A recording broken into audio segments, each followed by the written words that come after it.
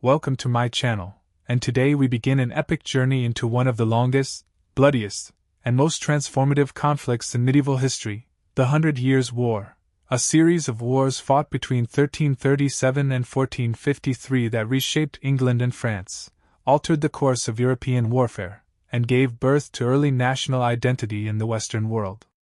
The origins of the 100 Years' War lie deep in feudal politics, dynastic ambition, and territorial rivalry, beginning when the French Cape Tian royal line ended in 1328 and King Edward III of England claimed the French throne through his mother, Isabella of France, a claim rejected by the French nobility under Salic law, who instead crowned Philip VI of Valois. Igniting tensions that had been building for decades over English-controlled lands in France such as Gascony and the economically vital region of Flanders. These political disputes soon escalated into open warfare as Edward III formally declared himself King of France in 1337, marking the official beginning of the conflict. Early fighting revealed stark differences in military strategy, as England relied on smaller, disciplined armies dominated by longbowmen, while France fielded larger feudal forces centered on heavily armored knights, a contrast that would define the war's early years. The English achieved stunning victories at the Battle of Crécy in 1346 and the Battle of Poitiers in 1356, where French cavalry charges were shattered by volleys of longbow arrows, and King John II of France was captured, plunging France into political chaos and humiliation.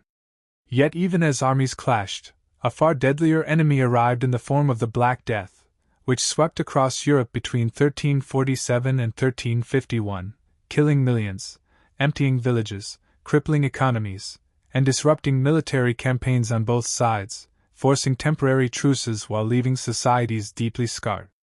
As the war dragged on, it evolved into a brutal struggle marked by raids known as chevauchés, where English forces devastated French countryside to weaken morale and economic strength, while France suffered internal revolts such as the Jacquerie peasant uprising and power struggles among rival nobles, all of which weakened centralized authority.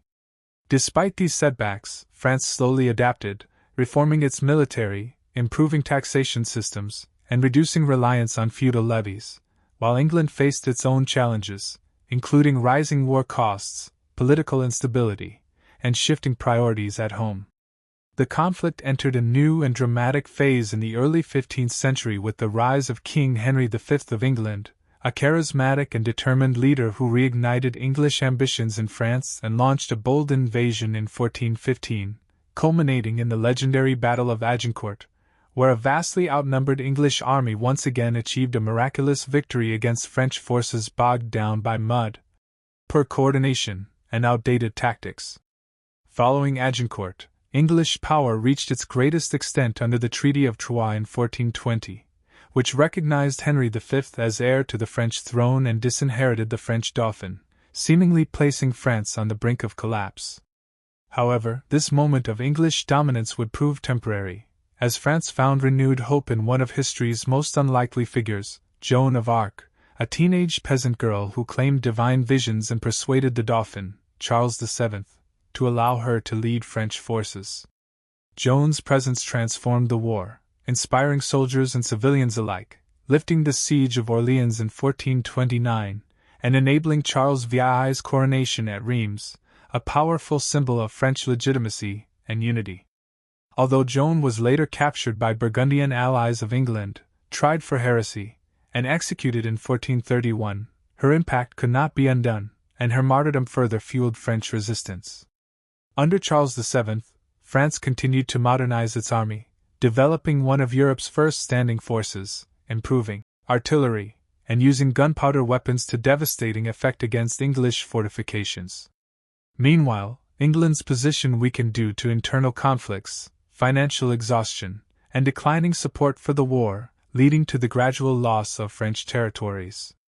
The final phase of the 100 Years' War saw French armies reclaim key regions through decisive battles such as Formigny in 1450 and Castillon in 1453, where French artillery overwhelmed English forces and effectively ended the conflict, leaving England with only the port of Calais as its last foothold on the continent.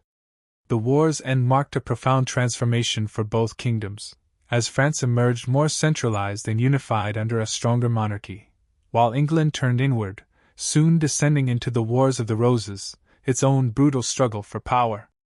Beyond borders and crowns, the 100 Years' War revolutionized warfare by diminishing the dominance of knightly cavalry, elevating infantry, artillery, and professional armies, and accelerating the decline of feudalism across Europe.